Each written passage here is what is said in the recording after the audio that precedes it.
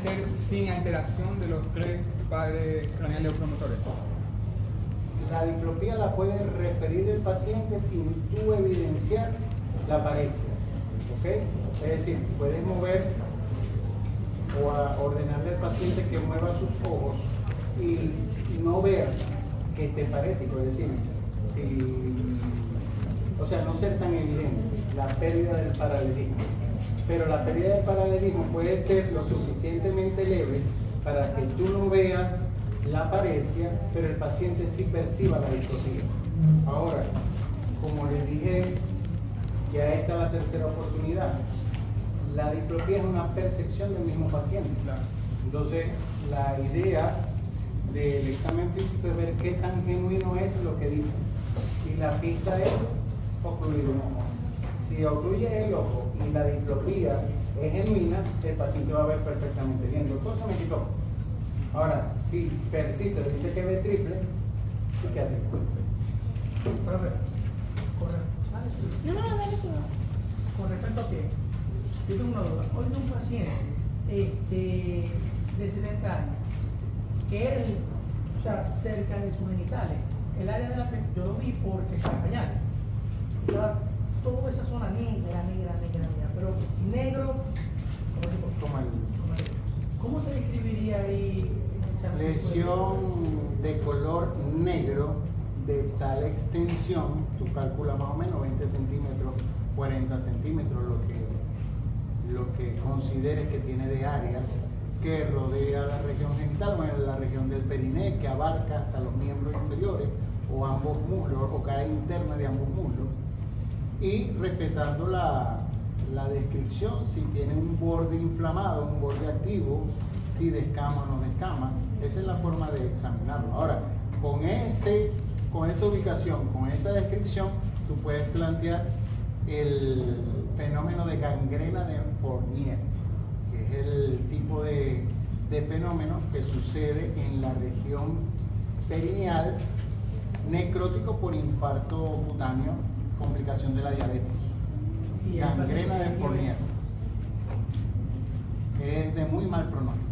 La gangrena de Fournier es muy mal pronóstico porque por la contigüidad al abdomen agarra peritoneo, infecta, se disemina al peritoneo y el paciente fallece. Es de difícil control.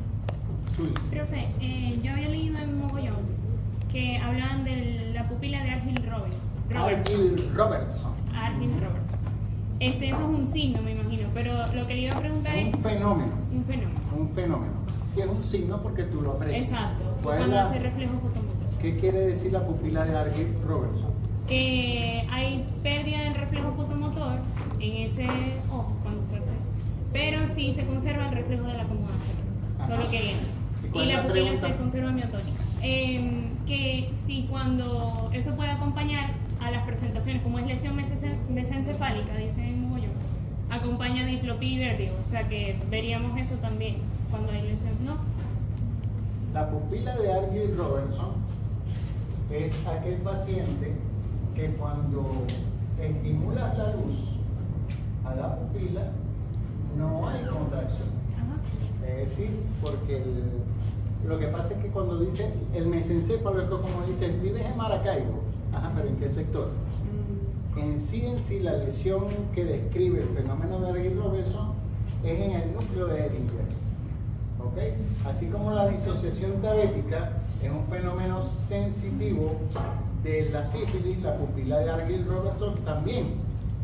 ¿Okay? Porque en el mesencéfalo el sitio que tiene más azúcar es el núcleo de Edinger-Westphal. Entonces el paciente no tiene lesión de tercer par porque los subnúcleos motores están intensos. Es decir, la movilidad del párpado.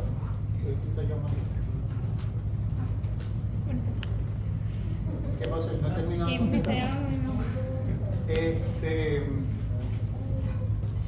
Vaya. Yo te espero.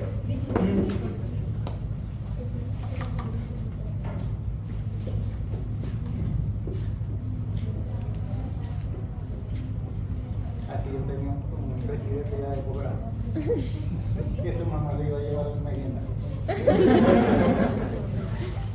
Y yo, doctora, ¿qué está haciendo aquí?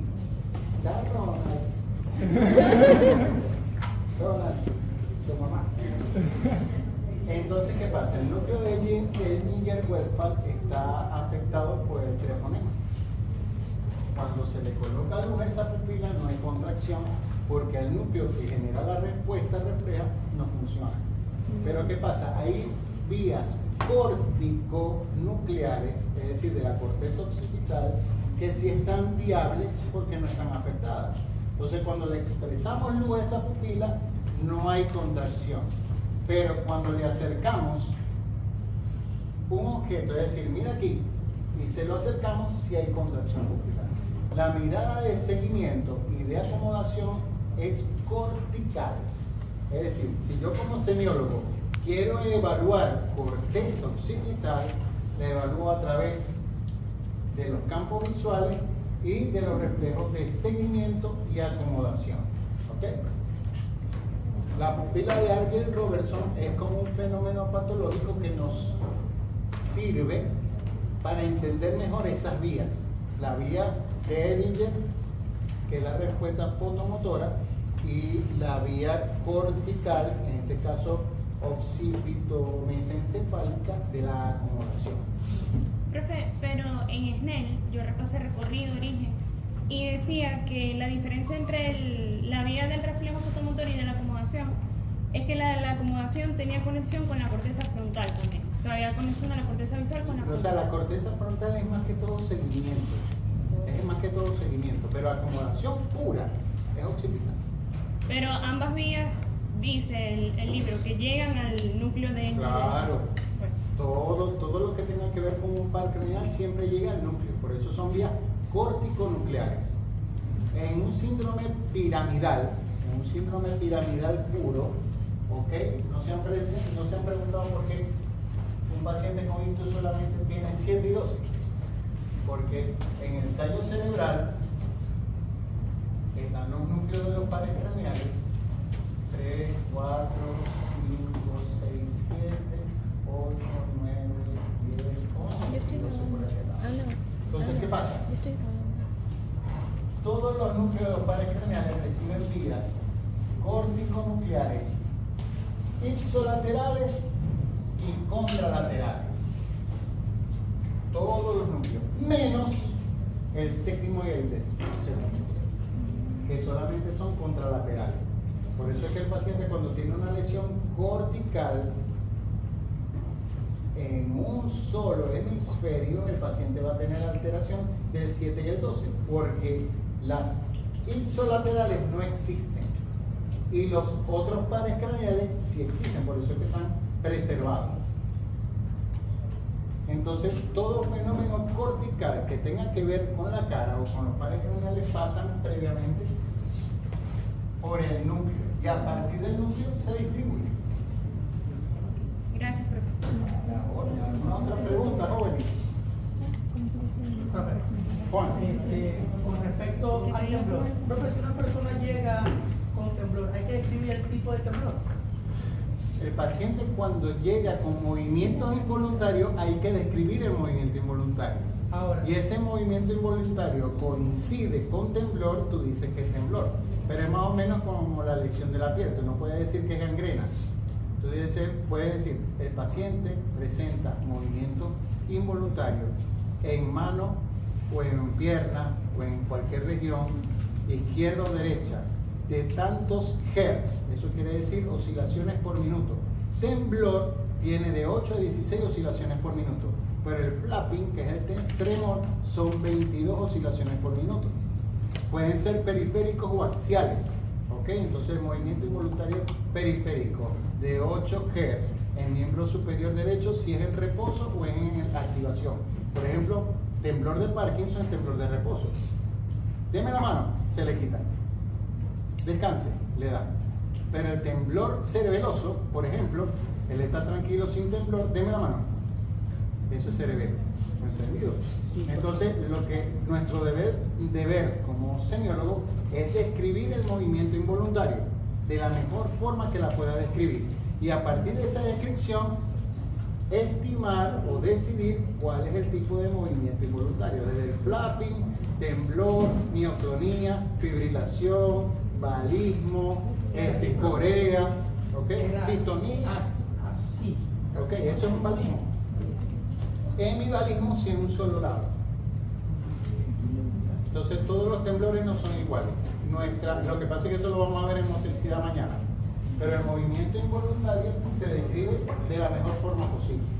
Y después decidimos. ¿Alguna otra pregunta? En el caso, ¿cómo se le dirían las oscilaciones en el temblor? Y contamos. ¿Cuántos movimientos involuntarios tiene? Si es rítmico o arrítmico, eso es importantísimo. Por ejemplo, el tic, para decir que una persona tiene un tic, tiene que ser arrítmico. Pero si tiene un movimiento y respeta un ritmo, eso es una crisis. Entonces, si el paciente tiene el jefe, bueno, estamos hablando de arrítmico, tic. Pero, ¿qué fue? ¿Cómo es? Responde a un ritmo, se está descargando frontal. La neurología espectacular. Yo tenía un profesor que decía, la neurología es la mejor especialidad porque es una especialidad de altura, está por encima de todo. ¿Cómo le llevaba yo la contraria? Ok, ya vimos primer par, segundo par, tercero, cuarto y sexto. Ahora, vamos a ver hoy el quinto par craneal o trigémino. El nervio trigémino tiene varias funciones. ¿Tiene función sensitiva? Sí. ¿Y dónde es la sensibilidad?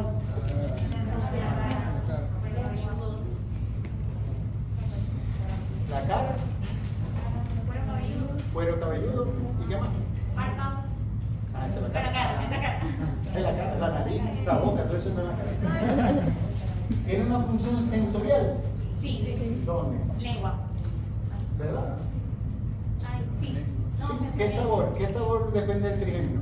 No, lo siento. Facial es el de la lengua. Ajá, por eso tiene una función sensitiva, sensorial, perdón. No, trigémino no. Sensorial no. ¿Y motora? Sí. ¿Qué?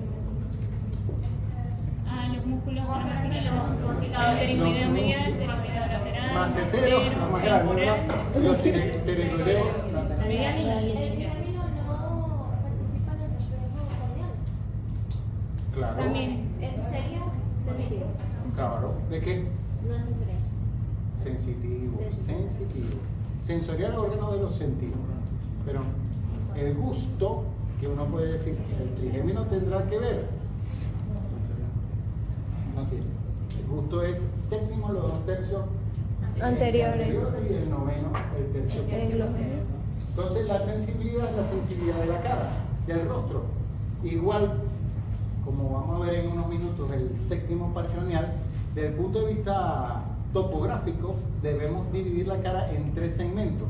Segmento superior, medio o inferior. También lo podemos decir segmento oftálmico, segmento maxilar y segmento mandibular. Y estimar primero la intensidad de la sensibilidad y la calidad de la sensibilidad. Así como hicimos con los brazos. Trajeron un martillo y diapasón. Necesito, por favor, si lo trajeron, me lo facilitan. Un martillo de talla. Perfecto, dale. Te doy uno para la izquierda y otro para la derecha. Aquí está. Bueno, igualito van a practicar. ¿Dale? Una para la derecha y otra para la izquierda. Bien, entonces al paciente, cuando lo estamos examinando en la cara, en mi cara izquierda y en mi cara derecha, ven y Sergio. Cara seca, donde lo vean todos. No tienes una buena cara. Le decimos al paciente, sientes acá igual que acá. Estamos estimando intensidad. No le estoy diciendo que siento que no siento. Simplemente la intensidad. Sientes aquí igual que aquí. Sientes acá igual que acá. Sientes acá igual que acá. El cuello no tiene absolutamente nada que ver con el trigémino. Eso lo sabemos a partir de hoy, pero el paciente no lo sabe. Entonces, como cree que sí, si nos está mintiendo puede decir, sí doctor, no siento. Ahora, ay, sí siento y después no siento. La interpretación de lo que estamos viendo, que nos está refiriendo el paciente, es muy importante. Porque la sensibilidad nosotros no la vemos, tenemos que creerle al paciente. Igual el paciente no sabe que el trigémino, la sensibilidad comanda hasta la cisura frontoparietal. Entonces puede ser que, doctor, no siento, y aquí sí siente. Como él no sabe qué es el trigémino, dice no, eso debe ser otra cosa, porque yo tengo que hacer entender que estoy enfermo. ¿Ok? Busca una ganancia secundaria. Eso es cantidad o intensidad. Ahora la calidad igualito. Esto es goma y esto es metal. Siente. Cierra los ojos. Goma, metal. Goma, metal. Goma, metal. Goma, metal. Entonces, dependiendo de su respuesta, vamos interpretando. Está grave la calidad, porque en la metal Lo tradicional frontal. ¿Estamos claros? Sí. Otro elemento para evaluar la sensibilidad, lo genuino de la indemnidad del trigémino, es estimar el reflejo corneal. Como todo reflejo, el reflejo corneal tiene una vía aferente, en este caso es el trigémino, la rama oftálmica del trigémino. Y desde el punto de vista de su respuesta es la rama motora, que es el nervio facial. Facial. Entonces un reflejo trigémino facial. ¿Cómo se examina el reflejo corneal? Le decimos al paciente que mire mirada extrema contralateral. Aquí. Mantengo aquí. Aquí.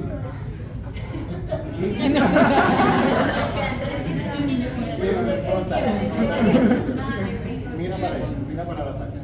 Entonces, ¿qué tengo que estimar desde el punto de vista neuroanatómico? Que la esclerótica no tiene ningún tipo de inervación.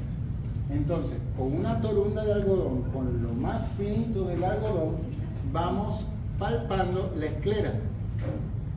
Y hay una frontera que se denomina limbo esclerocorneal. Cuando la esclera deja de ser esclera y empieza a ser córnea, si el nervio trigémino está indemne, va a cerrar el ojo, va a haber oclusión palpebral, porque se estimula el orbicular del párpado inervado por facial. ¿Entendido? Entonces, con la torunda de algodón, palpo, esclera, córnea, cierra. Está presente y normal el reflejo trigémino facial o reflejo corneal. El otro lado, le digo al paciente que mire hasta allá, empiezo con la esclera y cuando se estimule la córnea va a cerrar. Entonces uno indica, o podemos plantear que el reflejo corneal está presente y está indemne. Cuando digo que el reflejo está indemne, o está en buenas condiciones, la vía aferente y la vía eferente. ¿Estamos claros? Sí. La intensidad o la rama motora del nervio trigémino va a estar estimada principalmente por los músculos maceteros. Los maceteros hacen principalmente, no tanto comer, sino que la boca esté cerrada. Entonces, si el paciente tiene lesión motora del trigémino, el motivo de consulta va a ser ptosis mandibular. Boca-bobo, lo que llaman. ¿Ok? Entonces, si el paciente tiene ptosis mandibular o boca-bobo, no puedo cerrar la boca, ¿ok? Uno estima que el problema está, desde el punto de vista motor, en el trigémino. Ahora, el paciente debiera morder con fuerza, pero ustedes meten los dos dedos y dicen muerde. No, eso no es. Por si acaso, no es. Existen aparatos para estimar la fuerza de la mordida en determinados momentos, pero eso no lo vamos a examinar ni nada por el estilo. Le podemos ordenar al paciente que mueva la mandíbula de un lado hacia el otro lado para estimar los pterigoideos. ¿Entendido? Esa es una forma de evaluar la parte motora. Igualmente podemos palpar los maceteros para ver si no hay amiotrofia o atrofia de los músculos. Si vamos a palpar y palpamos hueso de una vez, esto está atrófico. Eso quiere decir que el nervio está alterado y desde hace mucho tiempo. ¿Ok? Y así terminamos el trigémino. No hay mayor cosa con el trigémino. ¿Qué nos tenemos que acordar del trigémino? Su trayecto. Y ya sabemos que comparte el trayecto con los oculomotores a partir del seno cavernoso. Del seno cavernoso. no en su salida. Recuerden que el quinto par sale de la protuberancia, ¿ok? Y el tercero y el cuarto salen del mesencéfalo. Los del mesencéfalo van hacia abajo y los Ya, del hacia trigémino arriba. hacia adelante. Y en el seno cavernoso es que se encuentran, ¿ok? ¿Qué? Gracias. ¿Pregunta con el trigémino? ¿Estamos claros? Sí. Muy bien. Séptimo par craneal, nervio facial.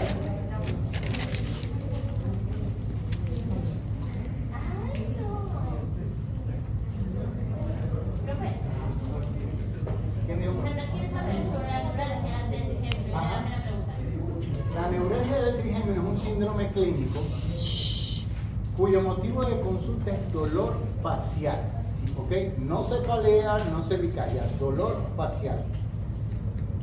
La neuralgia del trigémino no es solamente que es dolor facial, sino que ese dolor facial solamente afecta una sola rama del trigémino. El paciente va a estimar que tiene dolor en el tercio superior, tercio medio o mandíbula. Nunca dos ramas, mucho menos tres ramas. Nunca. Y el examen neurológico es perfectamente normal. Es decir, que no hay una lesión estructural. Si el nervio trigémino estuviera afectado porque tiene un tumor que lo comprime, si tiene un virus que lo inflama, cuando estamos estimando la sensibilidad, el paciente va a tener anestesia. Doctor, no siento de este lado, doctora, no siento de un lado. Pero el paciente siente perfectamente.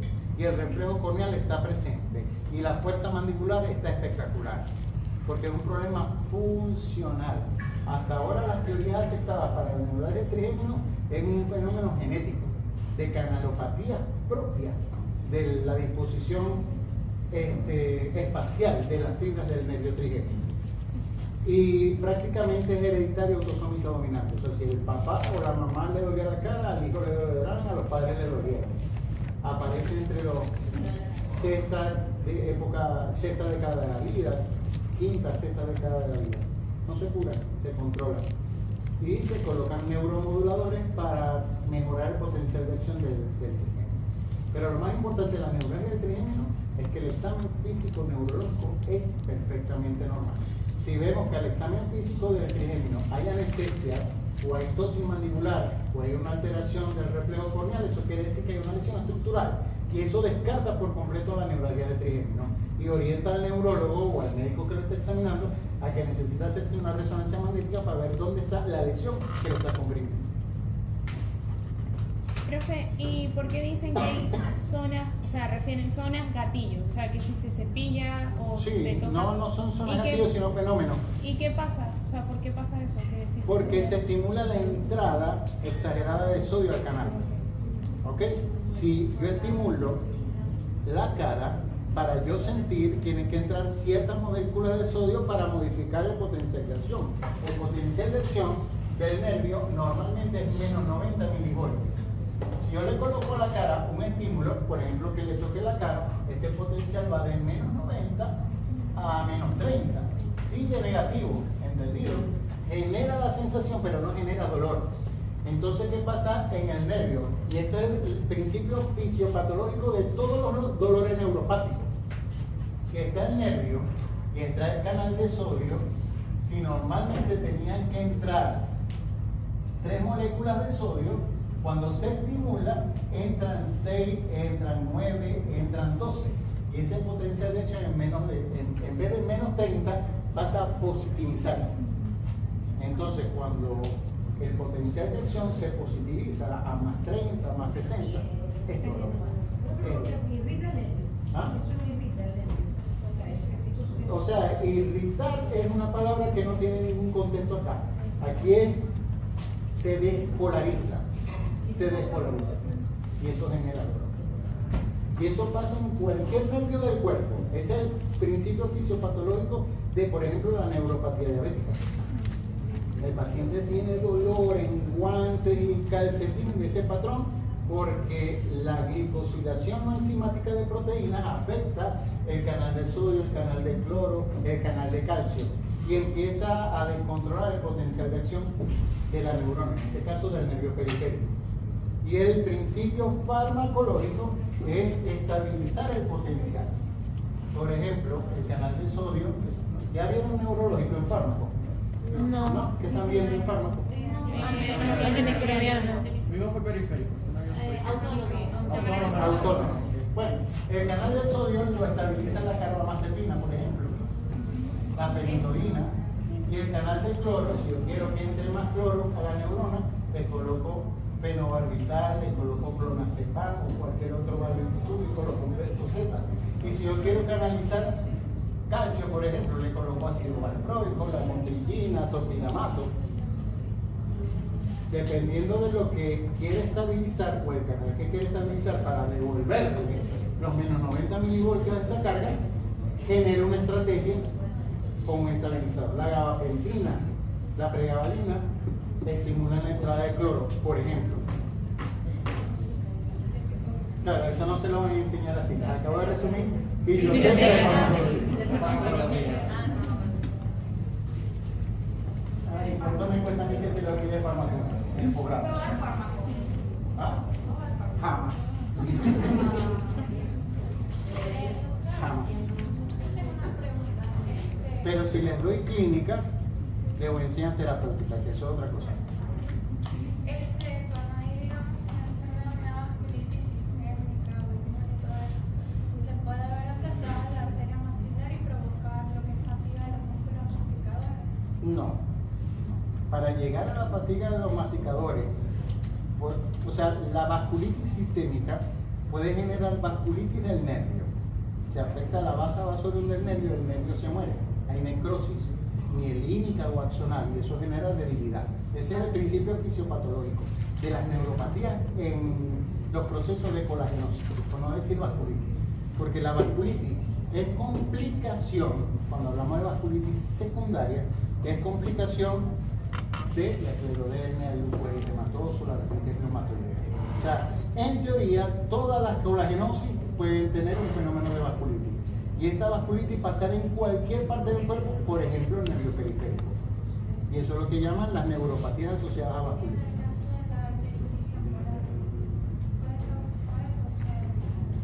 La arteritis temporal genera dolor por la misma arteria. Duele la arteria, pero no el nervio.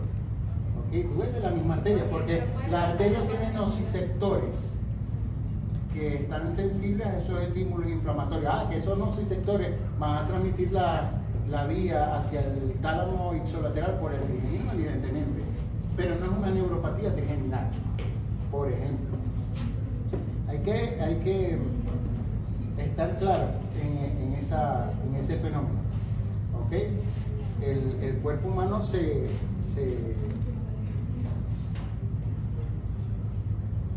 atiene a la neuroanatomía para generar las sensaciones. Por ejemplo, la cefalea vascular, puede el paciente tener dolor irradiado a la cara. Evidentemente hay una implicación trigeminal, porque hay dolor facial. Por eso es una de las teorías, la teoría de Wolf, indica que la fisiopatología de la migraña es trigeminovascular. Así lo dice. Y no está mal, porque trató de teorizar un fenómeno que evidentemente puede decir un paciente. ¿Estamos claros? ¿Alguna otra pregunta? Sobre el recorrido del trigémino, ¿cómo sé yo en qué parte está la lesión? ¿Te acuerdas de la descripción de los oculomotores? La primera estación es el tallo cerebral, ¿correcto? Sí. Entonces, aquí tenemos sexto par con séptimo par y aquí el quinto. Si la lesión estuviera en el tallo cerebral, ¿qué síntomas va a tener el paciente? Vértigo. La primera estación, el paciente va a tener como síntoma vértigo. Y como afecta el sexto par, el paciente puede tener fibrosía. Y como afecta el séptimo par, puede tener paresia, que eso es lo que vamos a ver en unos minutos. Paresia facial.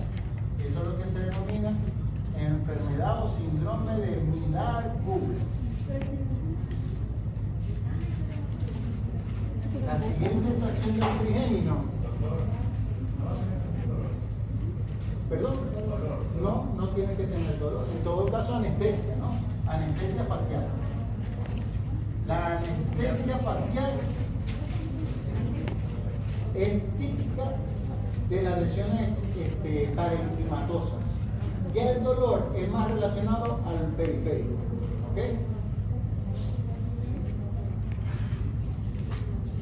El núcleo trigeminal no es un núcleo redondeado, es un núcleo alargado. Por eso hay un síndrome que es el síndrome de Wallenberg, que a pesar de ser un síndrome de bulbo, ¿ok?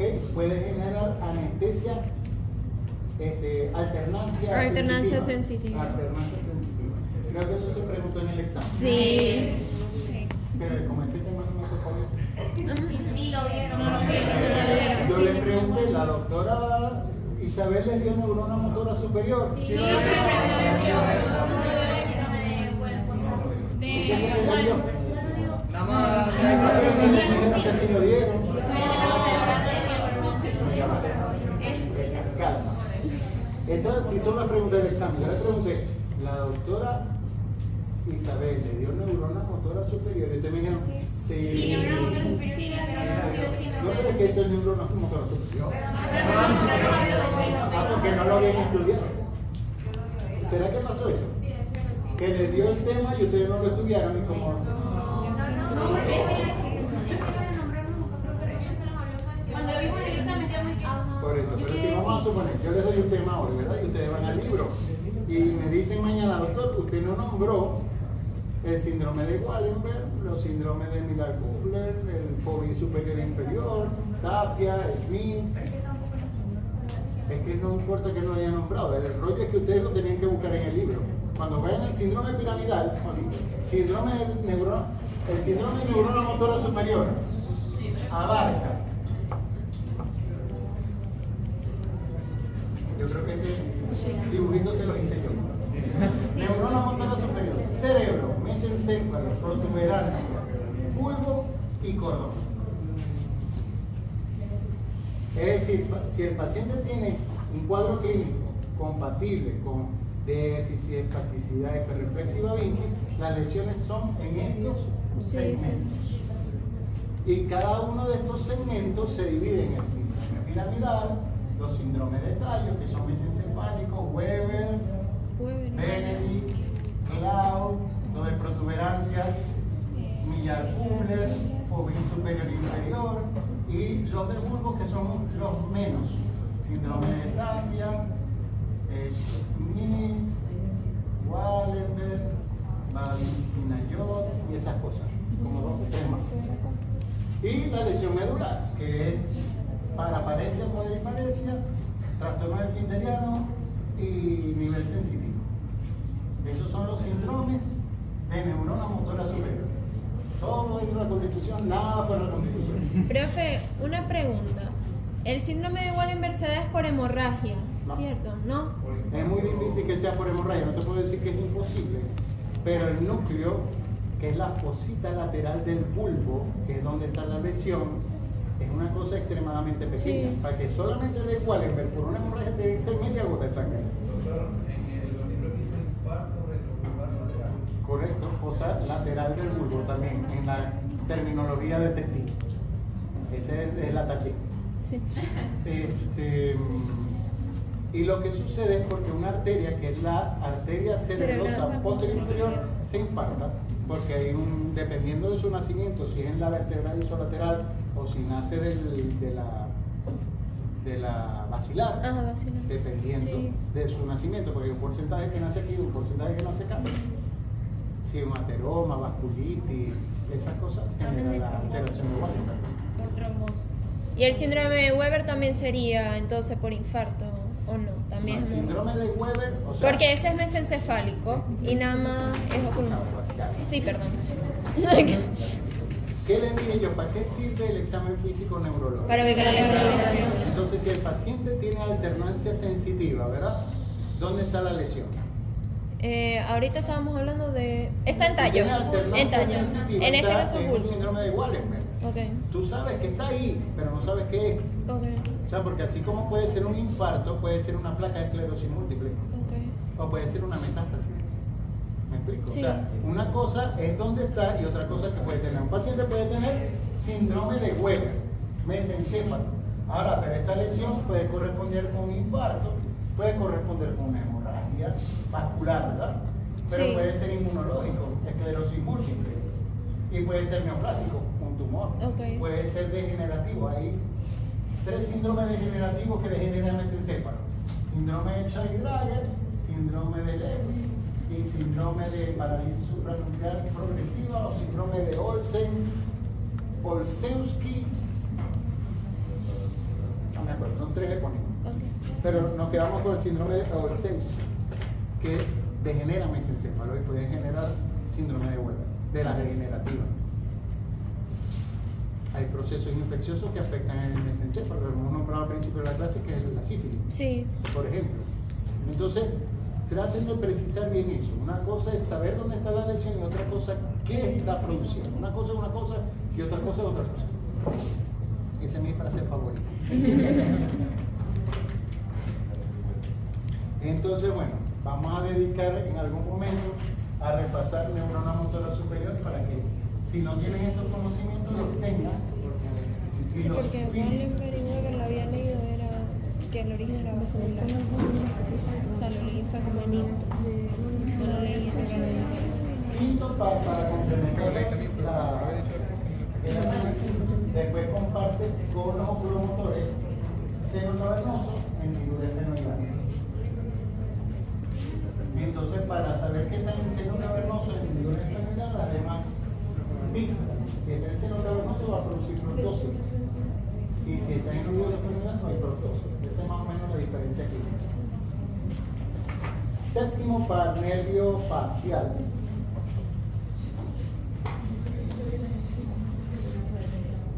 El séptimo par tiene una rama sensitiva, tiene una función sensitiva.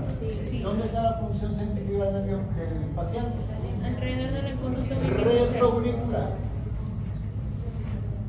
Detrás de la oreja. Tiene una función sensorial. Sí. ¿Cuál? En la lengua. 2/3 anteriores de la lengua. En el gusto, ¿verdad? Sí. Gusto, 2/3 anteriores de la lengua. ¿Y qué más? Y tiene motora. Motora, los músculos de la No, motora. no, sensorial. Ah, sí, también. Hay otra cosa. Nada, estudiaron facial. Sí, sí, Ajá. tengo una ¿Y cosa. qué otra implicación sensorial? Glándula salivar. ¿Y por qué eso es sensorial? ¿Cuáles son los sentidos? Preescolar, saliste tres. Gusto, oído, lengua. En la audición, el nervio facial genera una rama al músculo estapedio. El estapedio está inervado por el facial. Por eso es que el paciente, cuando tiene alteración facial, se paraliza. El estapedio genera hiperacusia.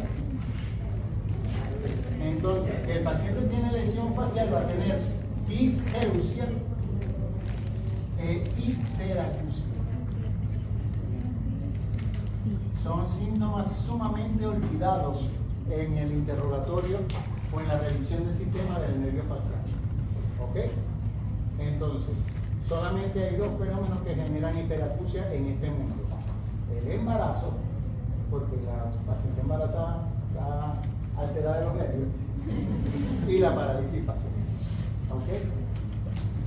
Como la hiperosmia, Profe, que todos los olores le molestan a la paciente embarazada. solamente voy a dar esos síntomas, más nada. No, claro que no, sino que son olvidados. Ah, ok. Pero el principal síntoma de la alteración del nervio facial es la paresia facial. Paresia, disminución de la fuerza muscular en la cara. ¿Ok? ¿Qué nunca van a colocar ustedes para que no diga el médico que está viendo? ¿Cómo está la celular? Que son unos ignorantes. Deviación de rasgos faciales. Porque si desvía los rasgos, están diciendo Está normal. que está normal. ¿Ok? Porque yo me río y desvío los dos al mismo tiempo. O sea, estoy peor de los dos lados. Entonces, paresia facial. Ese es el motivo de consulta por excelencia de la parálisis facial. Ahora, ¿qué tengo que saber desde el punto de vista neuroanatómico del nervio facial?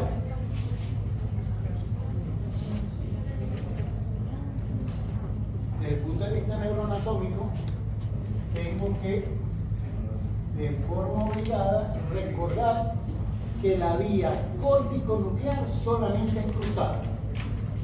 Doctor, que yo le dije que hay una fibra ipsolaterales, pero un porcentaje que son es insignificante. Entonces, tenemos el mesencéfalo, la protuberancia y el bulbo raquídeo.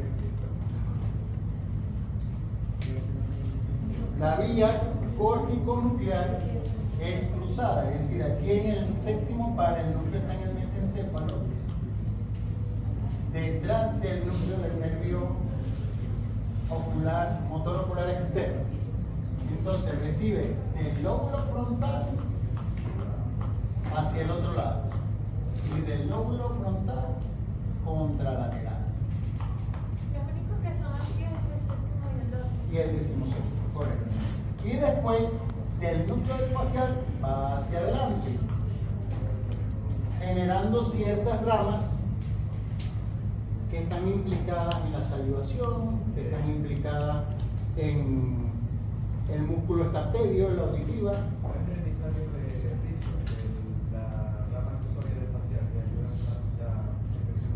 Salivar, claro. Todos esos accesorios van periféricos. Por eso todas esas preguntas hay que hacerlas. ¿Cómo estás salivando? ¿Cómo estás escuchando? ¿Cómo estás sintiendo los sabores? Eso nos ayuda a ubicar la lesión. Posteriormente llega al cráneo y sale hacia la región facial a través del agujero estilomastoideo. Y del agujero estilomastoideo sale a la cara.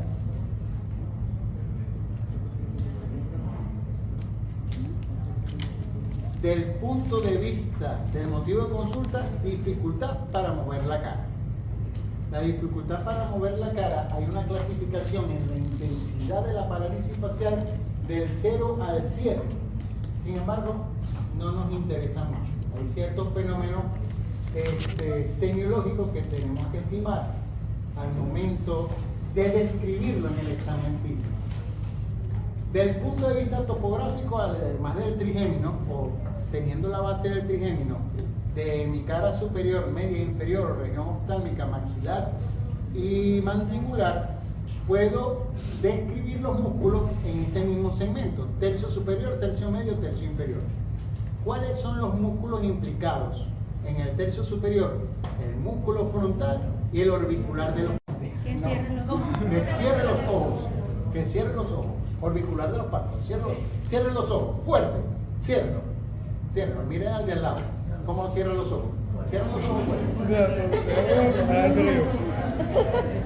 ¿Ya lo vieron? ¿Y qué vieron? Que cerró los ojos. ¿Y cómo saben ustedes que cerró bien? ¿Cómo saben que cerró bien los ojos? Porque no lo dejó bien. ¿Y cómo se llama ese fenómeno de dejar el ojo abierto? Signo de ver. Signo de ver, no, se llama lagostalmo. Lagostalmo. ¿Qué es el signo de lagostalmo? Lago significa liebre, conejo. Es que los conejos tienen los ojos de todo el tiempo. Entonces, cierre los ojos. Cierre los ojos. Ya, para eso, pele los ojos. Pele los dientes. Una vez le dije a una señora, enséñame los dientes. Ahí me va a pasar la cartera.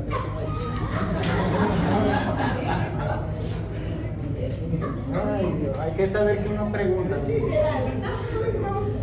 Fíjense, cierre los ojos.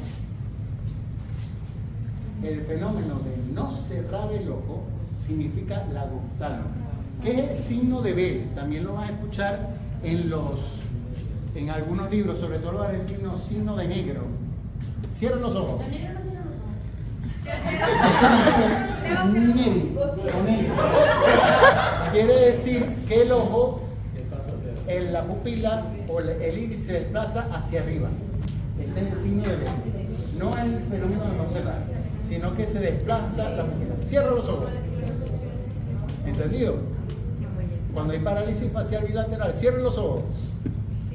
Cierre los ojos. Porque no puede ocurrir los párpados.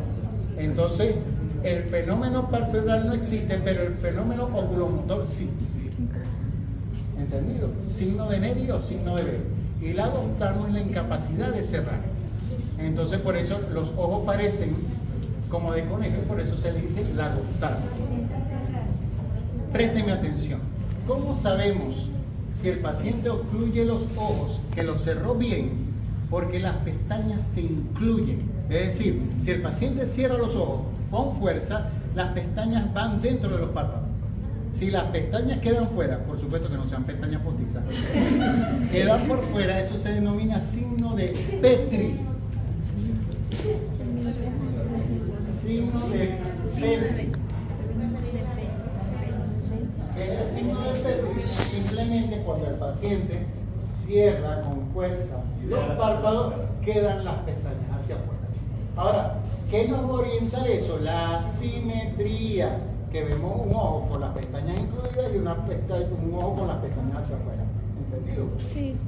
Tienen que estar pendientes en esta época, agosto, septiembre, aquí en Maracaibo da mucha parálisis facial, porque hace mucho calor. Y hay ese riesgo de pasar de cambios de temperatura. O sea, yo venía de 50 grados a pasar a 30 grados aquí. Entonces ese cambio de temperatura puede generar lo que llaman teorías frigólicas. Y otra de las teorías de la parálisis facial son los fenómenos virales. ¿Y el estrés? No da nada. Lo empeora todo. Bueno, pero la ciencia te libra del ocultismo. O sea, el estrés no da nada, pero lo empeora todo. Pregunta, bien. Fisiológicamente, ¿por qué ese cambio de temperatura que usted menciona causa? Cuando fue descrito la teoría Frigori, fue descrita en Alemania. Ustedes saben, los carros viejos en Europa no tienen aire acondicionado, sino calefacción. Entonces, cuando van en Europa en la época del frío, tienen calefacción dentro del carro. Pero cuando hacía mucho calor, las ventanas del puesto delantero tenían como una ventanilla pequeña triangular y las personas la abrían para que entrara un poco de frío. Cuando estaba caliente y entraba el golpe de frío de la ventanilla, el paciente presentaba parálisis facial. Y esa teoría se conoce como teoría Frigori. ¿Ok? Ahora, se sabe hoy día también que las virosis en los nervios son neurotrópicos. Entonces viven en los nervios y en determinado momento, cuando el sistema inmunológico disminuye sus capacidades y se replican los virus, pueden inflamar los nervios. Y uno de los nervios más inflamables es el nervio facial, generando parálisis facial. Ahora, desde el punto de vista clínico, seguimos cómo vamos a examinar el músculo frontal, no es decir, pele los ojos, no esperar los ojos. Hay dos preguntas o dos órdenes que le podemos decir al paciente.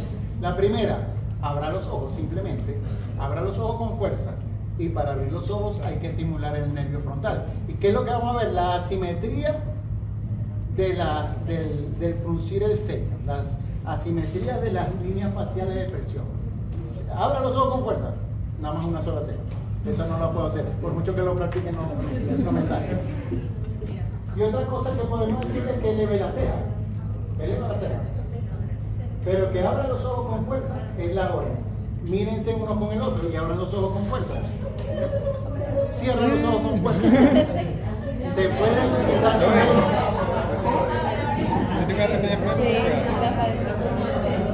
Mírense uno con el otro.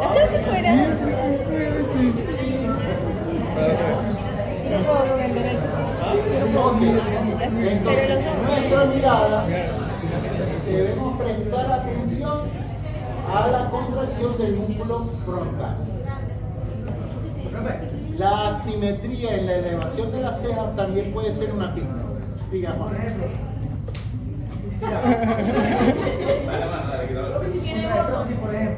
a la hora de contraer el músculo, esto, o sea, abre los ojos.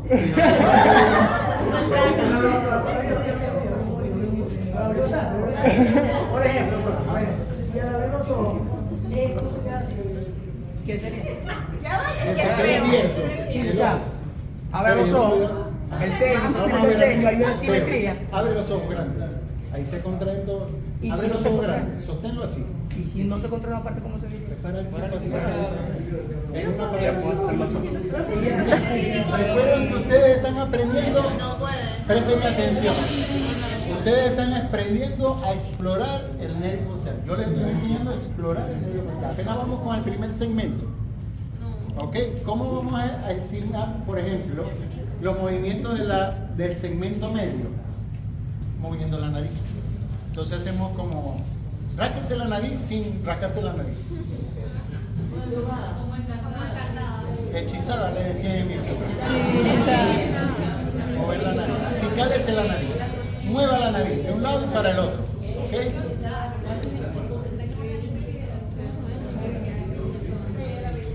Presten atención.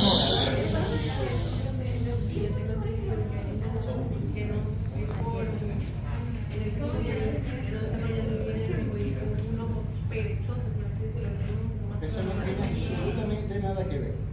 O sea, la pupila perezosa de Alex en los pacientes que tienen vicios de refracción. Eso es segundo par craneal. Y están hablando de pupila. La pupila, les coloca la luz y pareciera que no se contrajera, pero lo que se está es tardando en contraerse. Pero no tiene nada que ver con los movimientos del párpado. Absolutamente nada. Entonces, ¿qué pasa con los pacientes que tienen botox? Los pacientes que tienen botox es Están paralizados. primero porque muchos pacientes o pacientas que tienen colocado botox no lo dicen porque se le idea, ¿no? Pero normalmente el paciente que tiene botox, el motivo de consulta es tosis palpebral. La dificultad no radica en saber si tiene lagoftalmo, sino si tiene tosis. Y esa tosis palpebral está en relación a parálisis del tercer par. Entonces vamos a tener un paciente que tiene tosis palpebral, pero los músculos extraoculares están perfectos y la pupila contrae. Miastenia. La miastenia y la neuropatía diabética pueden producir tosis palpebral sin alteración oculomotora. Y la pupila está normal.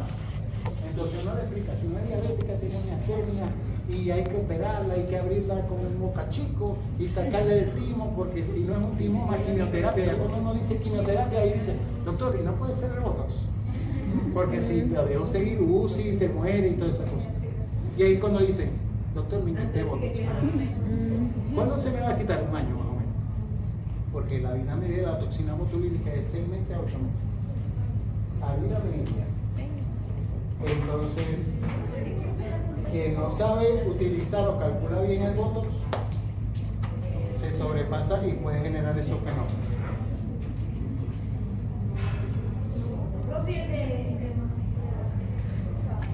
Mandibular, que le decimos al paciente que ese día no te me enseñe los dientes, porque si le pasa como a la viejita, nosotros los dejemos.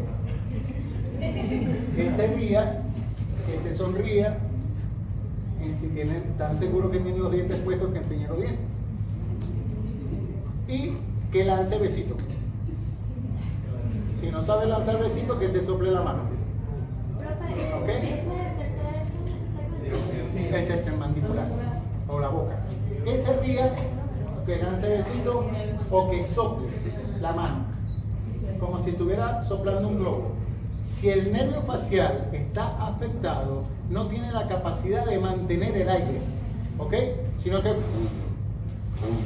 va a empezar a soplar para un lado porque el tenor, el tono muscular facial se pierde. ¿Entendido? Entonces, ya sabemos desde el punto de vista motor cómo evaluamos el segmento superior, tercio medio y tercio inferior. Y es a través de órdenes. No hay que tocar al paciente, ¿entendido? No hay que tocar al paciente. Evalúe nervio facial. Ustedes le dicen, abra los ojos, cierra los ojos, mueva la nariz, ríase, sople. No hay que tocar al paciente. Si usted se le ordena que examine el nervio facial y empieza a sobarle la cara, 0-1. Ya el evaluador para el examen. Usted no sabe nada. Retírese. Te lo estoy diciendo porque antes que termine el julio, antes que se vaya de vacaciones, hay examen. el primer parcial de semiología. No sé qué día, cuando termine. Ya yo sé que hoy no termino los pares craneales.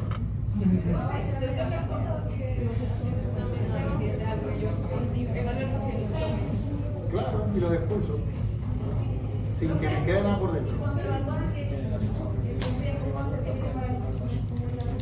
Cuando hay esa es una pregunta muy interesante.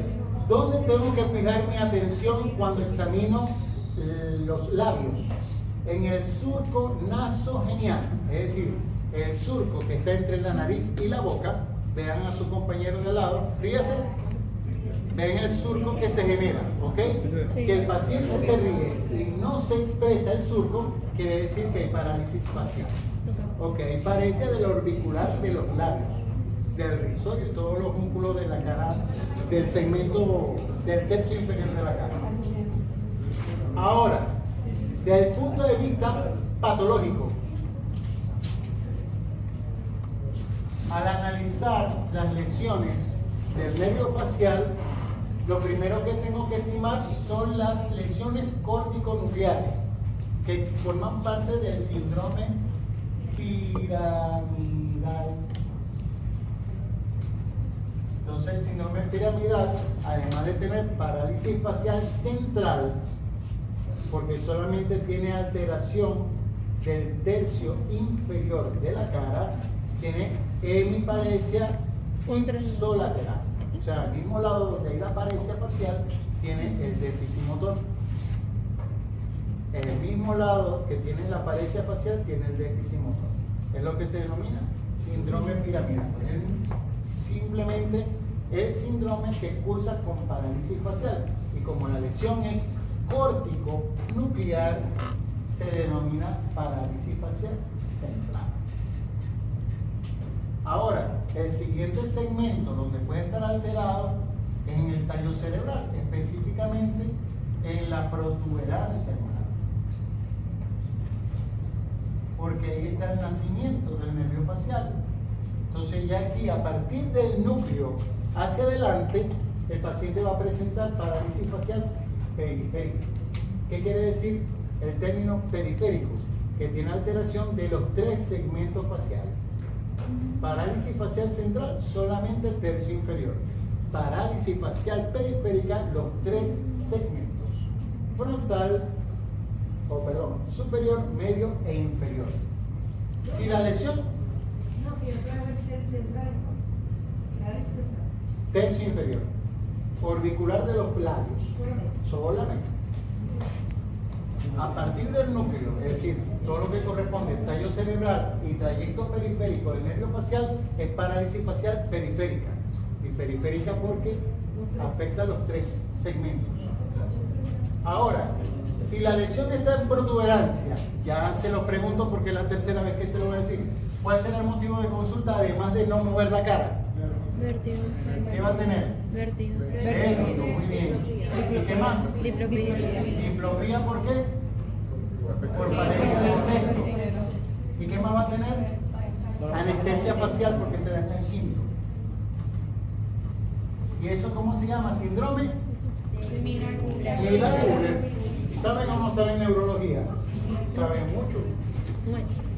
Entonces, si el paciente tiene parálisis facial periférica, pero además tiene diplopía, no siente la cara y tiene vértigo, la lesión está en ¿dónde? Protuberancia anular. Y eso se llama síndrome Miller-Guller. Si aparece de forma brusca, ¿cuál será la causa? Y si hay forma progresiva sumatoria. Ya saben neurología. Saben mucho más que mucha gente. Ok.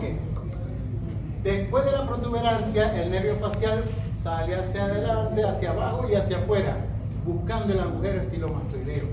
Entonces, en ese trayecto, desde la protuberancia hasta el agujero, salen las ramas sensoriales.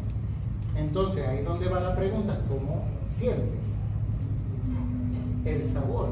¿Cómo sientes los sonidos? Si el paciente refiere digeusia o hiperacusia, sabemos que ahí está la lesión entre el segmento protuberancial y el agujero estilomastoideo. Y el paciente, como no hay afectación de la vía córtico-pontocerebelosa, ¿qué no va a tener? Vértigo. Vértigo. ¿Qué no va a tener? Vértigo. Porque no están afectadas la vía Cortico-cerebelosa. o las mismas cerebelo-pontocorticales. Como la quieran decir, es bueno. Córtico-pontocerebelosa. Repitan conmigo. Córtico-pontocerebelosa. Esa es la palabra clave de vértigo. ¿Por qué el paciente no tiene vértigo? Porque no está afectado la vía. Córtico-pontocerebelosa. Porque no está afectada la vía. Córtico-pontocerebelosa. Es maravilloso. Es música para el país. Entonces, disgeusia, hiperacusia y la ausencia de vértigo orienta que está entre protuberancia y agujero estilomastoideo.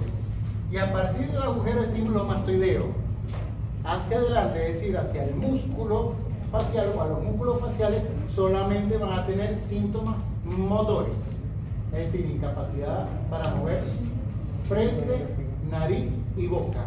Pero está preservado totalmente la función sensorial, está preservado totalmente la función de los pares craneales de la protuberancia, sobre todo 6 y 5, pero el paciente va a tener dolor retroauricular, porque la primera rama posterior a la salida por el agujero estilomastoideo es la retroauricular, la rama sensitiva. Entonces el paciente puede referir dolor o cuando lo examinemos anestesia retroauricular. ¿Estamos claros? Sí. La parálisis facial central se denomina parálisis facial central. Y la parálisis facial periférica se denomina síndrome de Bell. De Bell.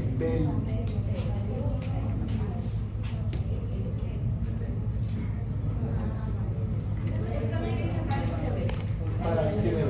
Parálisis de Bell es parálisis facial periférica. Que afecta a los 3 segmentos, correcto, Verónica y Pilar. ¿Ustedes saben quién fue Bell? ¿Estudiaron pares craneales? No, ¿verdad? No estudiaron. ¿Quién fue Joseph Bell?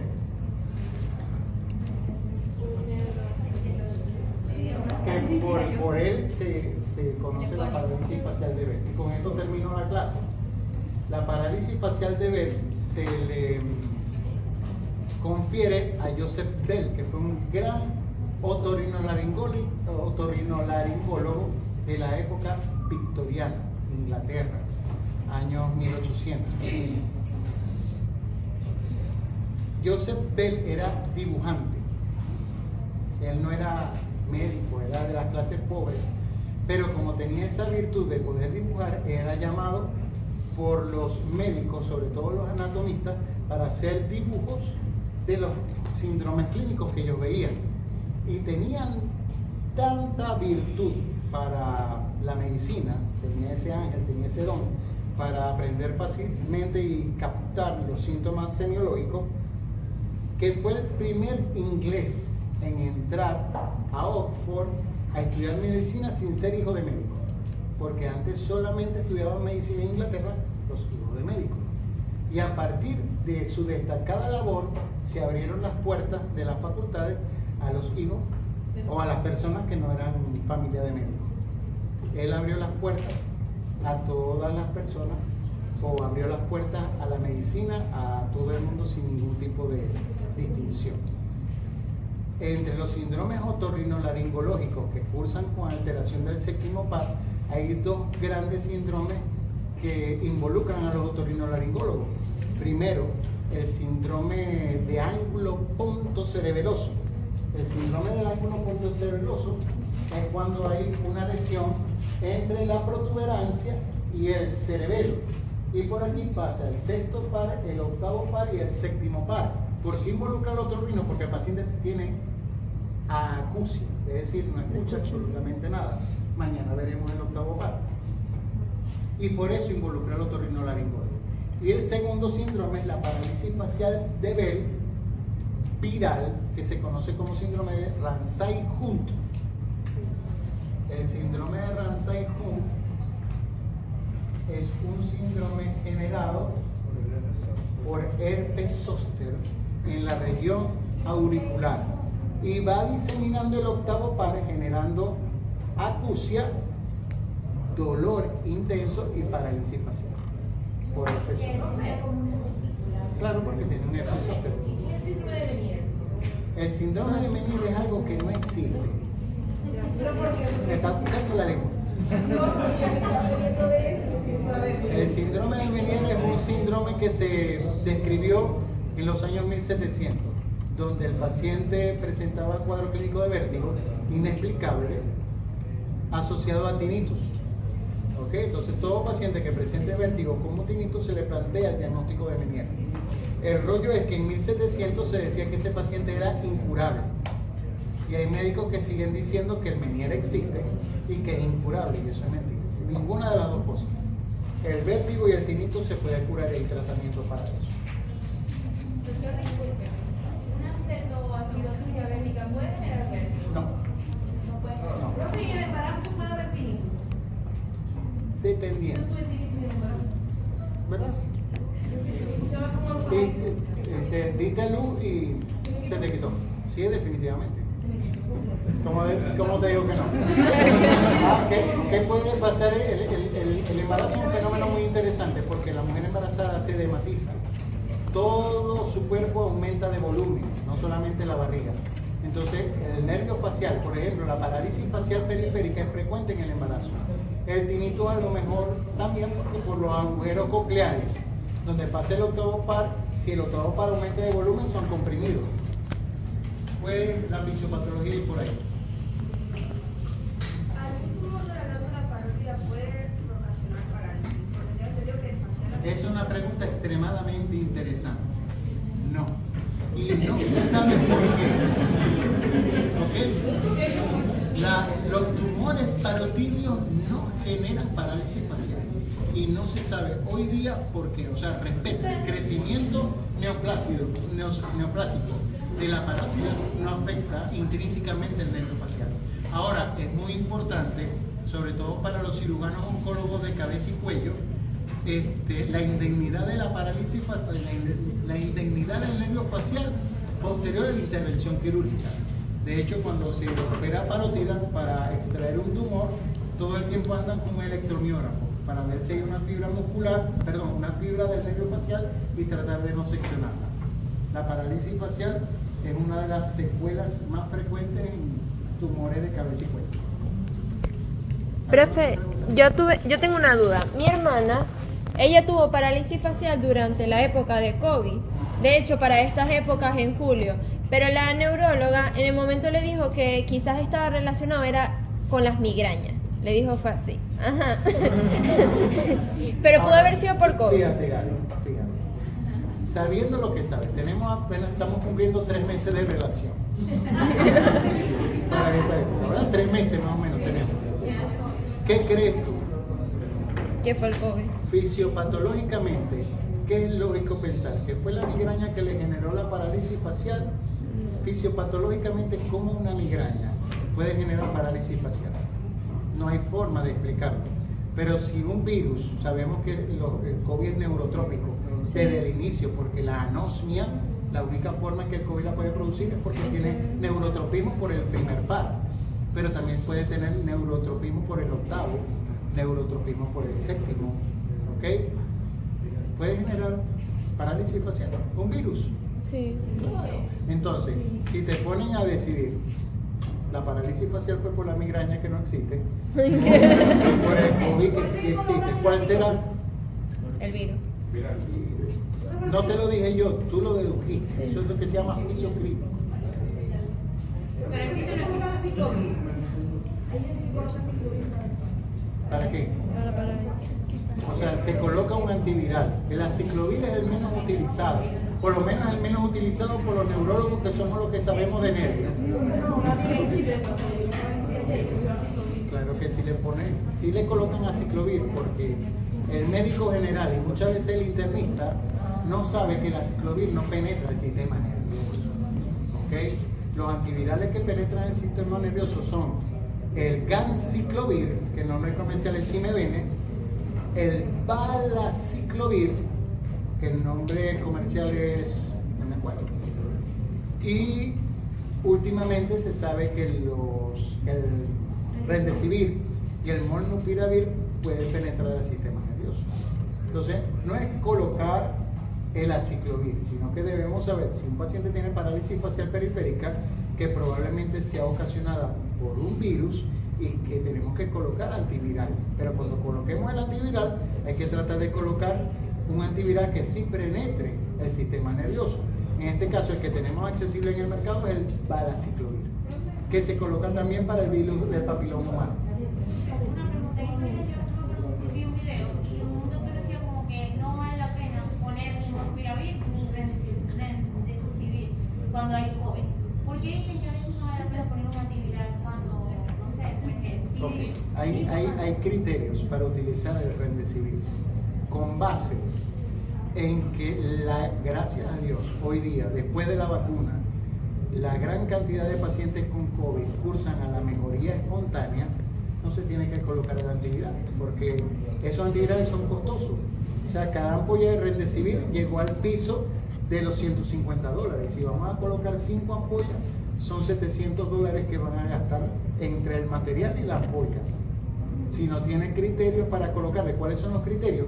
Que tenga criterios de sepsis. Es decir, que además del paciente tener la prueba positiva para COVID, tiene que tener disnea, ya sea porque tiene taquipnea o bradipnea, tiene que tener aumento de la cuenta blanca o disminución de la cuenta blanca, tiene que tener fiebre, estar activo con la fiebre, y alguna afectación de un órgano adicional al respiratorio, es decir, que además de tener sus problemas de infección respiratoria, tiene daño renal, daño hepático, vasculitis, cosas así por el estilo. Ese es el criterio para colocar el remdesivir o el molnupiravir. Y creo que la última revisión de COVID, que fue hace como 3 semanas, que salió en Europa, recomienda el remdesivir. Yo viví la época antes de la vacuna y posterior a la vacuna. Antes de la vacuna se morían todos. Eso eran 28, 30 cadáveres, todas las guardias. Llegó la vacuna y la mortalidad disminuyó al mínimo. Después de la vacuna han disminuido los casos complicados, pero hoy día todavía los pacientes complicados responden al remdesivir. ¿Okay? Porque no se sabe por qué hay pacientes que responden a la vacuna, o sea, se inmunizan y hay pacientes que no. Entonces, cuando hay que utilizar los medicamentos, hay que utilizarlos. ¿Alguna otra pregunta? Por acá, Giselle. Era para en la piel del séptimo, si el problema está de protuberancia de la pulgar estilomatoidea, el paciente puede llegar con vértigo, disnea y anestesia facial. Si la lesión está en protuberancia, vértigo, diplopía, anestesia facial. Si sale de la protuberancia, es el nervio periférico, pero antes del agujero, presenta toda la parálisis facial, pero con los fenómenos sensoriales, la hiperacusia y la disgeusia. Y si del agujero estilomatoideo va a la cara, todos los fenómenos motores, adicional a dolor retroauricular. Toda la parálisis facial tiene fenómenos motores, paresia facial. En la parálisis periférica se puede presentar con síntomas autonómicos como el lagrimeo. La epífora no es parte del síndrome. Ahora, he hecho una pregunta muy interesante para nombrar las secuelas de la parálisis facial, que son fenómenos faciales, pero secuelares por inervación aberrante. ¿Qué pasa? Se paraliza el nervio se mueve, pero empieza a generar un nuevo nervio, pero ese nuevo nervio inerva cosas que no tiene que inervar. O sea, si un músculo tenía que recibir 2 fibras, ahora recibe 4, y eso genera un fenómeno que se llama espasmo hemifacial. La gente todo el tiempo está con el ojo cerrado. Le dice, te dio parálisis facial y creen que es el ojo bueno, no, el ojo que está cerrado. ¿Ok? Y otro fenómeno es lo que se denomina las lágrimas de cocodrilo, que es cuando el paciente come o se ríe, lagrimea, hay epífora. Y eso es por inervación aberrante de lacrimal, como secuela de la parálisis facial. Las lágrimas de cocodrilo y el espasmo hemifacial. Se le dice lágrima de cocodrilo porque el cocodrilo cuando muerde, lagrimea. Dicen que se pone muy feliz cuando come. Tan feliz que llora. Yo también. Dice. Es verdad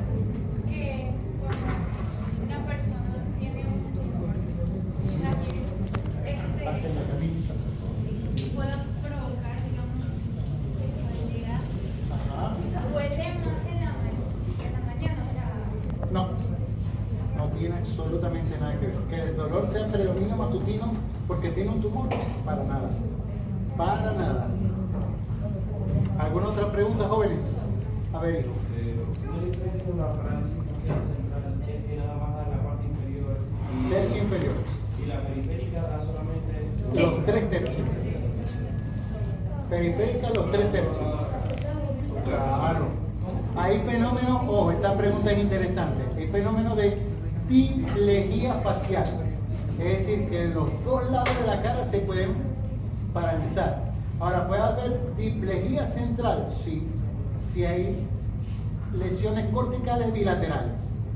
Es decir, el paciente cierra perfectamente los ojos, pero no puede mover ninguno de los dos lados de la boca. Y hay paresia facial periférica bilateral. Es decir, que cierre los ojos, ríase, no puede mover la cara. ¿Entendido? Suba la ceja. Cierre los ojos. Y eso, la causa más frecuente de diplegia facial es síndrome de Guillain-Barré. La segunda causa de diplegia facial, embarazo. La tercera causa de diplegia facial, amiloidosis y sarcoidosis. ¿Alguna otra pregunta? Camina, ¿no? Profe, ¿cuándo es el examen? Antes de agosto, cuando termine el neurológico. Pero hoy no terminé ni pares craneales. Yo estimo terminar mañana pares craneales. No les voy a dañar ni el verano, ni las vacaciones con un examen. Mañana seminario, no, mañana continuamos con pares craneales. ¿El examen cuándo sería? ¿El examen cuándo sería? Antes de agosto. Antes de agosto, ¿cuándo? Levanten la mano, Camila. Desde el inicio, desde el nombre. Desde el inicio hasta pares craneales. Ah, no, hasta neurológico completo. Por eso estoy esperando terminar neurológico. Yo les aviso. Escrito y práctico. Que nos avisan. Entonces interrogan. Dos neurólogos, es decir, conmigo va a estar otro neurólogo que verifique que yo no los maltrato. Ah. O sea, el doctor está siendo muy duro. Bueno, me calmo, le permito que otro interrogue. Y de los demás profesores del posgrado lo van a evaluar. Entonces ese día vienen los 60, se dividen en 12 grupos y cada grupo va a ser examinado durante 20 minutos por los neurólogos para ver si saben realizar el examen físico neurológico. Por supuesto, ustedes no van a presentar un examen hasta ver las prácticas correspondientes. ¿Ok? ¿Y es seguro antes de Segurísimo. Segurísimo. Así sea el 31. Entonces, la evaluación sería solamente o netamente examen neurológico. No, todo. Lo que pasa es que tiene la dicha de que el ser humano tiene su sistema nervioso en la cabeza, pues. Entonces, cabeza, ojo, nariz. Examine todo lo que pueda la nariz. Tienen que empezar por el olfatorio, pasando por la piel de la nariz y se examina la rinoscopía y todas esas cosas, ¿no? La forma de preguntar, piensen lo más maligno que puedan 3 veces.